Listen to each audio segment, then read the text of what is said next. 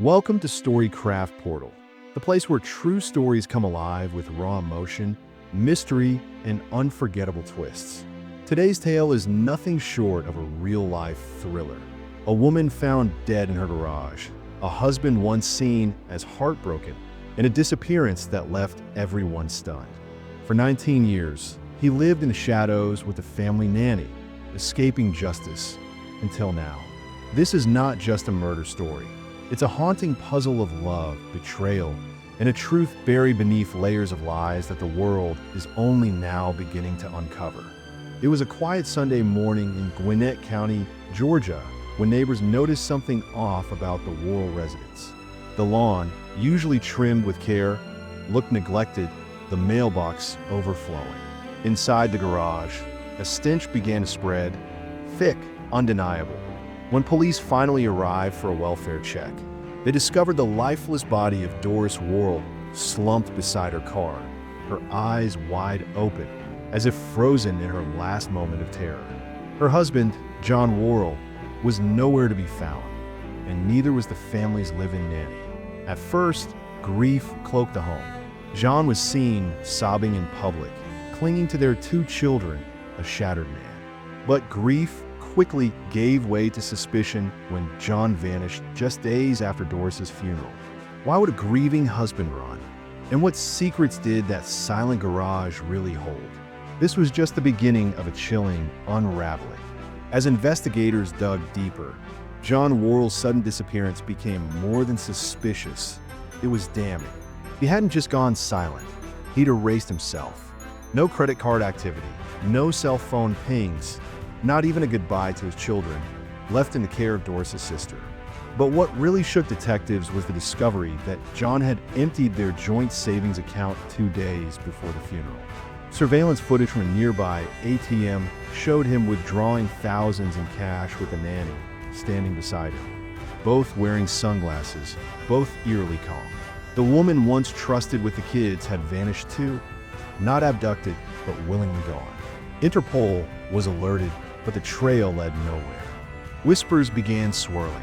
Was this a planned escape? A lover's pact sealed in blood? And what if the truth behind Doris's death was darker than anyone dared to imagine? Back in 2005, John and Doris were seen as the perfect suburban couple. 2 kids, a spacious home, community respect.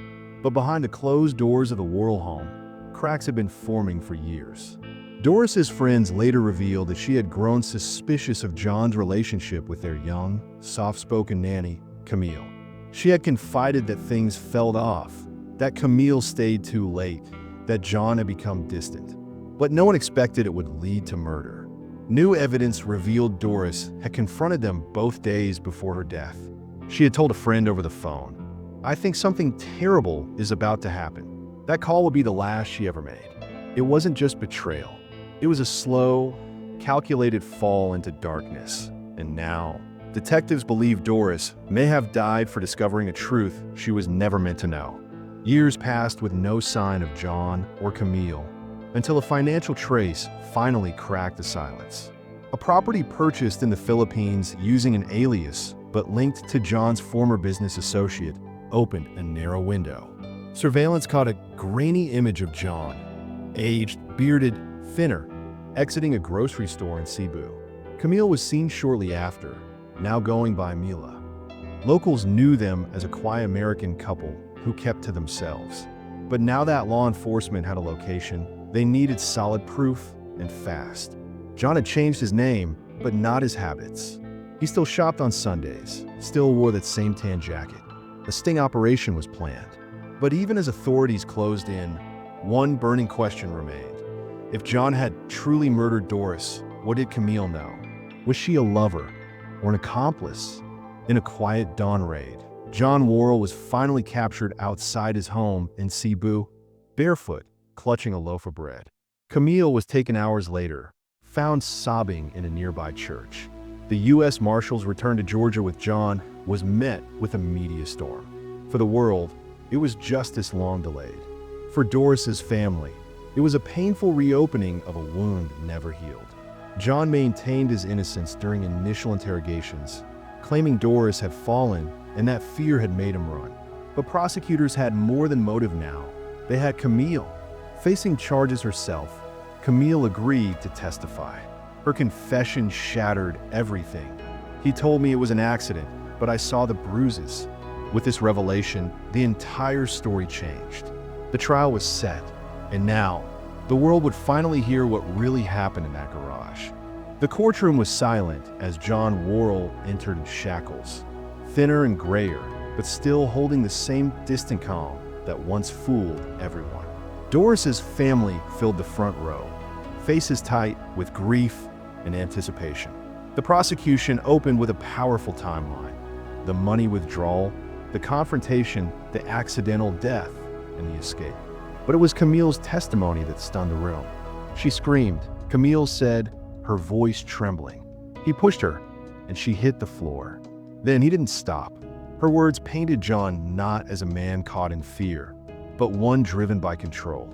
John's lawyers attacked her credibility, citing love gone sour, pressure by the DA, and inconsistencies.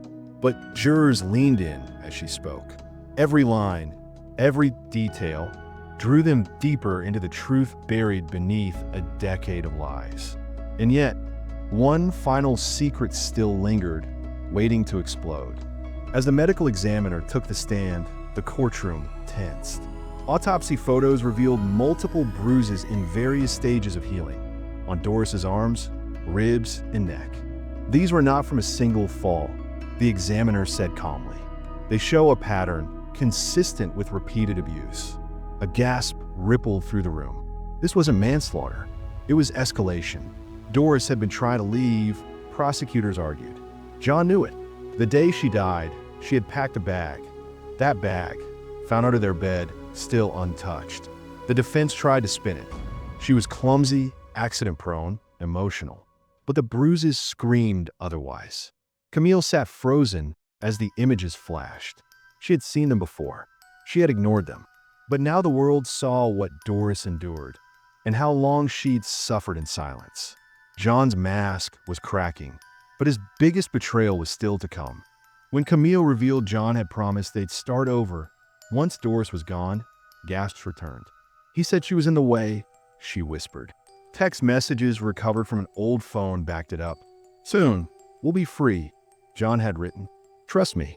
Camille, now visibly broken, admitted she believed him. But after arriving in the Philippines, she realized something chilling. John didn't want a family. He wanted control. He sold their IDs, cut ties with everyone, and grew cold. I wasn't his partner. I was his prisoner. The prosecution leaned in. John's plot wasn't just murder, it was reinvention. A man who erased the past and manipulated love to cover his crimes. The jury saw now. Doris wasn't a casualty. She was the price he paid for freedom. But the final blow, prosecutors warned, would come in John's own words. The courtroom was electric as the prosecution unveiled their final piece. A recorded conversation between John and his cellmate, unknowingly wired. She had to go, John said. She wasn't going to let me live my life. Silence followed, then a low chuckle. I told Camille it was an accident. That's how you control them. Guilt. The jury froze. John had buried the truth for nearly 2 decades. And now, in his own voice, it all came pouring out. The cellmate, a longtime informant, handed over weeks of recorded talk. Details only the killer would know. Doris didn't fall. She was pushed. And John planned it all. The verdict was coming. But even now, John showed no remorse. No tears. No apology. Just silence. As the courtroom buzzed with fury and disbelief, one final word echoed. Guilty? The jury returned after 6 hours of deliberation. We, the jury, find the defendant, John Worrell, guilty of murder in the first degree. Cheers broke out. Doris's sister sobbed openly. Camille collapsed in relief. After 19 years, justice had finally spoken. John was sentenced to life without parole. He showed no emotion, staring ahead, still refusing to speak. Outside, crowds gathered with signs, justice for Doris. Truth never dies. The judge called the case a reminder that time does not weaken guilt. It only waits for truth.